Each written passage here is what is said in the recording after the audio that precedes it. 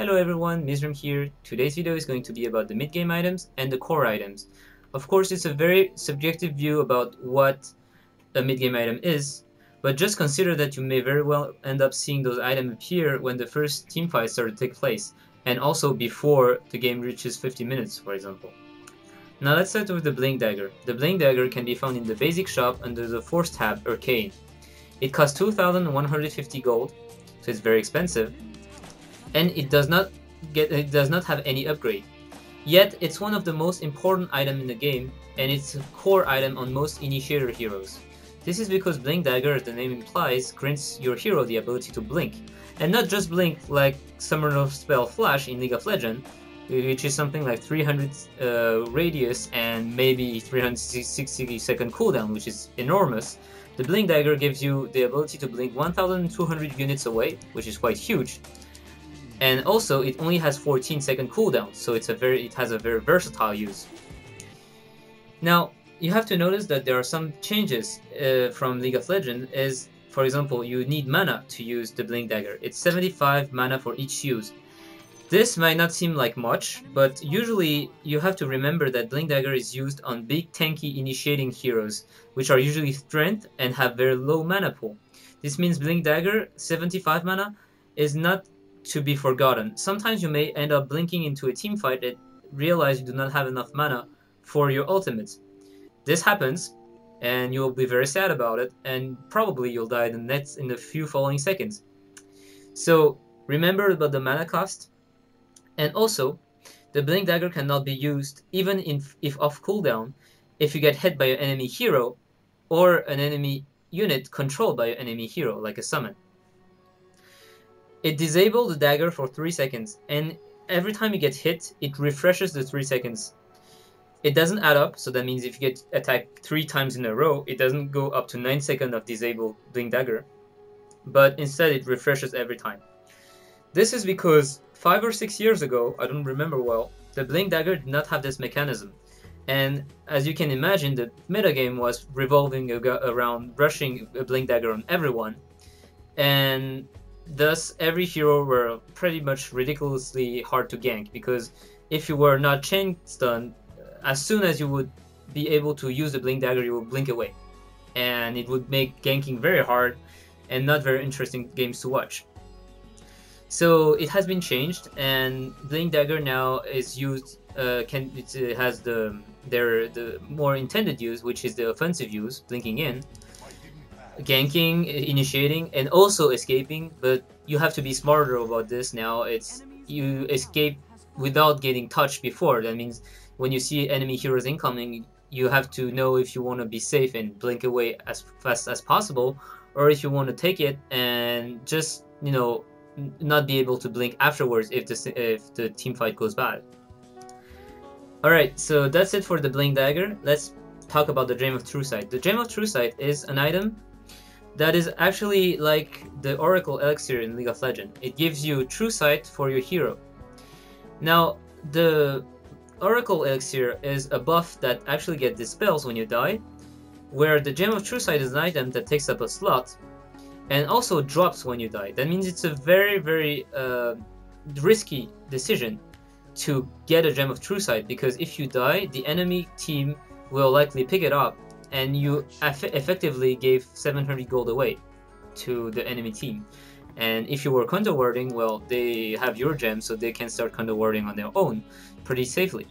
Now, there's a different views between League of Legends and DotA about the Gem of True Sight and the Oracle Elixir. In League of Legends, getting an early Oracle Elixir is usually used for dewarding and taking the map vision away from your opponent. This is not the case for DotA. Usually you don't get an early Gem of True Sight to do this. If you really want to counterward, to deward, you buy sentries to counterward those items here. And thing is, the Gem of True Sight will be very rarely seen in pubs, because no one wants to use one of their slot to actually see the invisible heroes. They just think that someone else will do it. This is not the case. Very often, if you think this, no one will do it. And also, Gem of True Sight in DotA is more often used for invisible heroes than for wards. This is because the sentry ward and dust of appearance is often used if you know where the enemy hero, invisible hero, is, because you have to know that he is around the area, so you have to guess before you put down the ward. And if he's not here, you wasted a ward around, like for example here, maybe he will never come here. Now the Gem of True Sight make it active, make it so whenever you move somewhere, you know if he's here.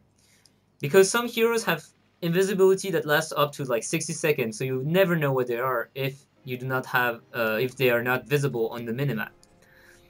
So Gem of True Sight usually bought late game when you know you have an advantage, when you know you're not going to die, and when you want to counter the invisible hero without spending too much on wards and on smoke, on a Dust of Appearance. Alright, so this will be it for the basic items. Let's go into the upgrade items. Last time I talked about those common items for the early game. I left two aside, which is Oblivion Staff, which I will never talk about because basically the Oblivion Staff is just an item you buy to either buy the Arcade of Malevolence or the Refresher Orb. You never buy an Oblivion Staff by itself just for the sake of having an Oblivion Staff. It's something that basically gives you a bit of damage, intelligent attack speed, and mana regeneration. Boost of Travel I talk in my late game video because it's not considered as a mid game item. So let's go for the support items. There are two very important items in this tab for mid game.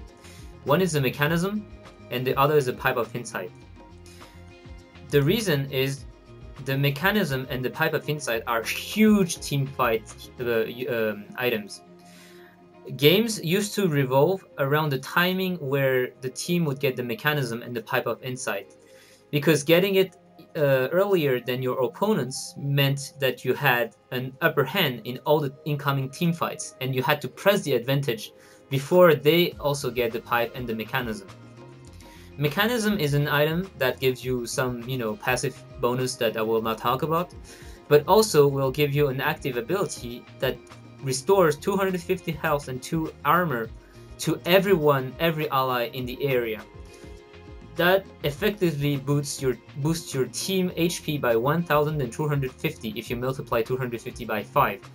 In any team fight, this Mechanism is huge, so you have to use it before you die, of course, because sometimes, and very often, the thing is, you will get Mechanism on a support hero, and support hero don't have a huge health pool. So if you're out of position and you get picked off, you will likely die before you are able to use Mechanism.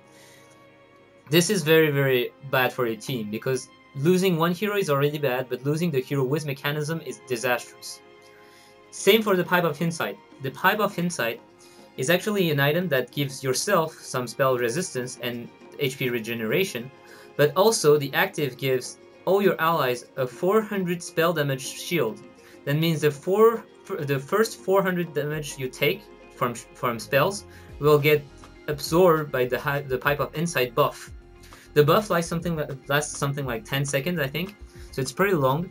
And usually what will happen is, once you get the Pipe and the Mechanism, you can push like crazy. You go to a tower, you activate the Pipe of Insight, and the enemies have to just decide whether they want to fight and have this disadvantage where they know you're going to have a huge heal and they know you have a huge shield, but still they want to fight under the tower to protect the tower, or if they just want to back off and give the tower, but wait until the Pipe of Insight is used. So as I said, those two items are very important. Mechanism almost always on a support hero. If you're a support hero, no one's going for Mechanism, do it. That's like no question, do it. Even if it's like 40 minutes, 45 minutes in, and you still have no Mechanism, you can do it. It's still going to be useful. Pipe of Insight can be bought on pretty much any hero, because basically it's made from the Hood of Defiance, which buff your hero's spell resistance, and you often see it on pretty much a large how to say that? Basically, many different heroes can buy that. In competitive gaming, we could see that item on, for example, Dragon Knight, which is considered somewhat of a carry. We could see that on Windrunner, which is more of a ganker, also support, but also semi carry. Basically, Pipe of Insight, if ever you have the gold and it's useful, meaning that you're against a team usually that has a huge magic damage potential, it's always good to buy it, whoever you are. Now, it's risky to buy Mechanism and the Pipe on the same hero, because you're basically putting all the buff on yourself, and if you get picked off before the fight happens, your team is deprived not only of Mechanism or not only of Pipe of Insight, but both. And usually you only want one of each per team, because as you see, the multiple instant of spell resistance from the item do not stack, and same, the buff do not stack. Mechanism, you cannot get healed by Mechanism if you have been already healed by the Mechanism from someone else. So remember, those two items, some of most important items for support heroes. Drum of Endurance. Drum of Endurance is a good upgrade from the Bracer, and what it gives is basically a passive aura that gives all the ally a 5% movement speed buff and a 5 attack speed buff. Now you can use it. It has 4 charges. You can use it to buff double this bonus for 10 attack speed aura and 10% movement speed. Once the use has been depleted, you can buy the recipe again, and it will restore the charge up to 4. It's a very good item to have because it gives +9 to all attributes, which is always nice on a support hero because you basically need those stats. And it's a good all-around item. It's not as powerful, for example, as in League of Legends, the Shulya's Reverie for the movement speed, but still, in the team fight, when you pop that, it gives you an edge over the opponent because 15% move speed is nothing to scoff at. Now let's go into the caster items. Force Staff is one of the most versatile items you could ever want. It basically gives you an ability that's similar to Blink Dagger. You basically push someone towards the direction they're facing by 600 range, like this. It has 20-second cooldown. It has 25 mana cost, so nothing much. And also can be cast on allies as well as enemies. That means if someone's getting out of position, you can push them in your team and rape it. Same, if an ally is getting out of position and getting stunned, you can push him out of the fight, so you save him. You can push yourself through walls, through cliffs, through trees, everything. So very, very powerful item. It gives also intelligence, damage, and attack speed. But basically, it's something akin to Blink Dagger, but more versatile in the fact that it can be cast on allies and enemies, not only on yourself. And you can cast it also when you're getting attacked, because it does not get disabled when you're attacked like Blink Dagger does. This cost is quite similar. This one is 2,150 and this one is 2,200. That means Force Staff, very good item all around. If ever you need one, if you need positioning or help for anything, buy a Force Staff. It's always good. Necronomicon can be considered also as a mid-game item, I would say, because you very rarely see it. It's an item that gives you 2 summons when you use it, and those summons last for 35 seconds. They are very powerful. They have a mana burn when they attack, and this one has an active mana burn ability, so you can burn mana from someone.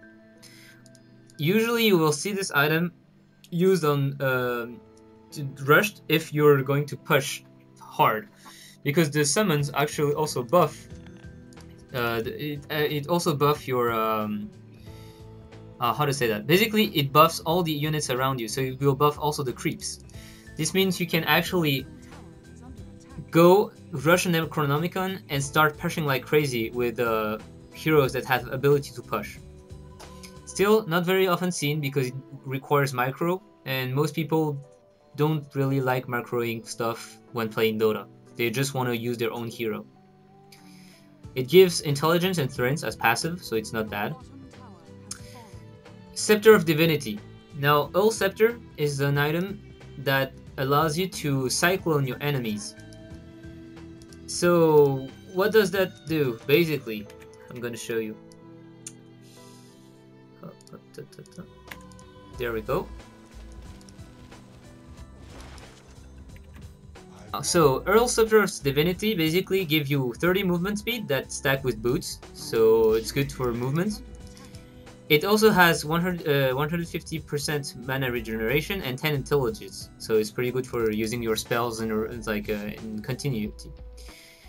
Also, the active is the most important thing on the item. It allows you to use Cyclone on you or enemy heroes. You cannot use it on ally heroes. This has been changed. Before you could, and basically what people would do is just use the Cyclone to render the ally invincible for 2.5 seconds. Because when you're in the Cyclone, you're invincible. Whether it's you or your enemies, it just disables someone for 2.5 seconds and you cannot attack him. So you could basically take the focus away from someone when you could use the Cyclone on someone else, on your ally, and this has been changed. Now you can only use it on you or on your enemies. Rarely seen this item because usually people won't know how to use the Cyclone effectively, because since it allows the Cyclone unit to be invincible, you cannot just use it as a disable on an enemy. Dagon is your Deathfire Grasp, basically. It deals burst damage as an active, and you can upgrade it up to 5 times. Oh yeah, forgot to say Necronomicon, you can upgrade it up to 3 times, and the 3rd time you upgrade it, the minions actually gain True Sight, so you can see invisible heroes and you can counter ward with that item. Dagon is an item that have a multiple upgrade up to 5, and every time the mana cost decrease and the cooldown also decrease while the damage increase, as you can see here. It gives intelligence, attributes, and damage. It's notably known for kill stealing, and it's very expensive for what it is. So buying a Dagon level 1 sometimes can be very good on some heroes that benefit from bonus damage from spells, but it's very rarely useful to upgrade it up to level 5. Usually you're better off using your gold on some other utility items and not just a burst damage item. So if you do not know what to do, Dagon is a bad idea usually. Do not do Dagon if you do not know what to do. Veil of Discord is the new item. It basically gives you some passive buff, and also the active is that every 30 seconds you can use an AoE like this, and for 20 seconds the enemies will have a debuff that makes them take 24% more bonus magic damage. Now this item is very rarely seen because it's new, so people haven't really figured out how to use it properly. But imagine you have a very powerful teamfight oriented composition of heroes that mainly deal magic damage in AoE, for example. Having one Veil of Discord is actually very powerful. And of course, the debuff don't stack. You cannot like increase the damage by 50% by having 2 persons with Veil of Discord. Rod of Athos also is rarely seen. It's an item that gives you slow, and that gives you 25 intelligence, 250 health. Apart from that, there's nothing really interesting about this item. It's quite expensive for what it is. It just gives you a 50% slow for 5 seconds. It can be good in some situation, but usually you won't see it because it's like other items can usually do better stuff for the same price. Aghanim Scepter. Aghanim Scepter is an item that improves the ultimate of certain heroes. For example, my ultimate here deals damage to 16 target on the map and deals 140, 180, 225 damage per hit, depending on the level of my ultimates. If I upgraded it with the Aghanim Scepter, the targets would go from 16 targets to 18 targets, and the damage for level 3 would go from 225 to 275 here, as you can see. So Aghanim Scepter, very often you need it on any heroes. No, even if you have an upgrade from the Aghanim Scepter for your ultimate, it's not like a must-buy item. You have to think and watch what the buff does, because it's a very expensive item, and usually if you can farm up to 4,200 gold, sometime you may want to buy something else than an Aghanim Scepter. Okay, Orchid, I won't talk about. Refresher and Sight of Ice, we'll talk about later. Crystallis. Now, Crystallis is an item for damage that gives you critical chance, so chances to do critical strikes, 20% chances to do 175% damage, and plus 35 damage. You rarely see this item bought early on because it gives absolutely no health, only damage, and also having critical strike chances in the early game is not that good because you do not have enough attack speed to make it pay off. Usually we won't see this one very often early game or mid game. Armament of Morrigan, on the other hand, is an item that is very often used on strength heroes. It gives you very good passive, passive bonus, but also the very important thing is the active ability. What does that do? Basically, when you use this item, you gain 25 strength. So you see, I went from 680 to 682 max HP to 1,157. So I earned something like 500 health maybe. This is enormous. However, while this is active, your HP will drain by 37 per second. You cannot die from it. That means that if it drains and you're low HP, it will stay at 1 HP. Something very important to know is that when you deactivate it, you will lose those 500 HP. So here I'm at 200 HP. Now, while using this, it's not only buffing my HP, it also gives me damage and additional damage and attack speed, as well as strength. So on strength heroes is very powerful. Something else to notice is that you can effectively play with activating it and deactivating it, because it only has a 5-second cooldown. So that means, for example, my health is draining and I'm fighting, and here I'm almost up to I have very low HP. I can deactivate it too and reactivate it, and suddenly I have a 500 HP buffer pool. So when you play well, you'll be able to play around with the Armament of Morrigan and screw with your enemies. Be careful, it's very hard to use when you're new to the game, and basically you may very well end up killing yourself if you forget to deactivate it. Also, do not deactivate it if you're on low health and next to creeps, because you will deactivate it, you will go to 1 HP and a random creep will just hit you and you'll die, and this is very sad. Alright, now to Skull Basher. Skull Basher basically gives you the chance, a percentage chance of stunning your enemies when hitting them. 25% chance on melee, 10% chance of range. It sounds very good like this, being able to stun people, but it's not that good. It's not that useful because you actually sacrifice damage for this item, and it's good for example, one-on-one fight, but usually you will end up in team fights, and having a Skull Basher instead of another item for 3,000 gold will make you usually regret your choice.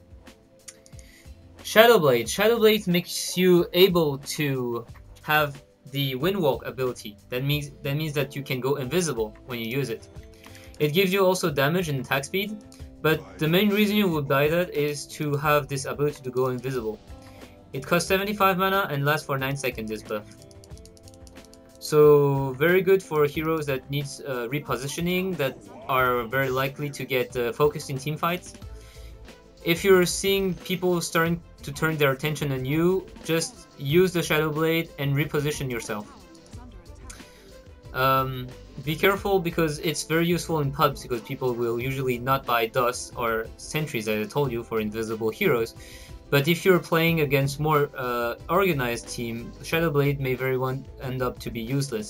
Do not buy Shadowblade, for example, if already you have 3 guys on your team that can go invisible, because chances are people on the other side will buy Dust and Sentries, and buying a Shadowblade would be wasted here. Battle Fury. Very important items for melee carries. This item is a farm item. Basically, it gives you cleave like Tiamat in League of Legends. It gives you 35% cleave damage, and it's only on melee heroes, not on ranged heroes. So it gives you 65 damage, 6 HP regeneration, and 150% mana regeneration. The goal of having a Battle Fury is getting it early to farm up faster on the lane, and being able to go into the jungle to farm because you push the lane. For example, if I use Battle Fury, I can kill this creep wave very quickly. And when it pushes up to here and it's getting dangerous to farm next to the enemy camp, you can just go back and go to your own jungle. And since you have cleave, you will kill the jungle stacks pretty quickly. Battle Fury, a good damage item. So very often in the time I played Dota 1, so 4 years ago, it was considered as something very bad. But now we see more and more people using it in competitive scene, so I guess it's working. Armor. Hood of Defiance is an item that's required to do the Pipe of Insight. So basically it gives you HP and spell resistance only to you. Always good if you're on a hero that is needed to be in the middle of the fight and there are many spell damage hero on the other side. Vanguard already talked about. Blade Mail is something you often buy more late game, so I won't talk about it here. Black King Bar, very important item for all carries. It's an item that gives you strength and damage, so might not be the thing you are looking for when you're a carry, but for 10 seconds you are invulnerable to almost all abilities. That means that no stun can get through to you. You have 10 seconds of free reign over the battlefield. You can just run around, kill people, shoot people. They won't be able to stun you, disable you, slow you, nothing. Now some ultimate abilities go through BKB, and those heroes are usually picked in competitive game for the ability of going through BKB. Be careful when you're using BKB, because sometimes you might run into those kind of heroes and you might not know it because it's not said. This ability goes through BKB. It's just like knowledge of the game. Still, it's a core item on all carry. It does not give you as much damage as any other item would do, but it's something that will allow you to go around the battlefield without getting chain stun and useless. So Artifacts, Mask of Madness is an item that gives you attack speed when you use it, and also lifesteal as a passive. Whenever you use Mask of Madness, you gain 100 attack speed, which is enormous, and 25% move speed, but you take 30% extra damage. That means it's a societal item, and usually people will very likely not consider Mask of Madness as a good item. Only some heroes would benefit from Mask of Madness to a point where the benefit outweighs the con. One of the example would be Faceless Void, who has an ultimate that blocks all the enemies inside it for 3, 4, 5 seconds, I think. That means that basically you can use Mask of Madness and do not, fear about the extra 30% damage, because they're stuck in your ultimate and they cannot fight back. Senjin Yasha. Senjin Yasha are 2 components to make the item Senj and Yasha. Basically, it gives Senj gives strength, damage, and a percentage chance of maiming someone, so it slows the movement speed of the guy you attack. Yasha, on the other hand, gives agility, attack speed, and movement speed. The item Senjin Yasha is usually considered as the poor man carry item. That means that if you cannot farm enough for big items, Senjin Yasha is often not too bad, because it's not so expensive, the part of it. It's like 1000 gold maximum for each part. so you can farm it even if you're under huge pressure. Furthermore, you can disassemble it later for 2 items that I will not explain in this video, but in the next one. Maelstrom is an item that actually gives you attack speed, damage, and a chance of doing a chain lightning. I think there's a new item in League of Legends called Ionian Spark or something, that basically every 4 attacks you do a chain lightning. This is quite the same. It's only percentage based, so chance based, so that means you cannot, sometimes you can, like, throw 4 lightnings in a row, sometimes you may not have any. It's rarely seen because it's, all the items outshine it as term of DPS and as term of farming, so Maelstrom is quite rare. Diffusal Blade is a very important item because it actually gives you the passive ability to purge, to actually deal mana damage when you attack heroes. That means that every time you attack someone, you will burn 20 or 36 mana because you can upgrade it once. And also, your illusion will benefit from this. If you're a melee hero, if you're a range hero, the illusion do not benefit from this.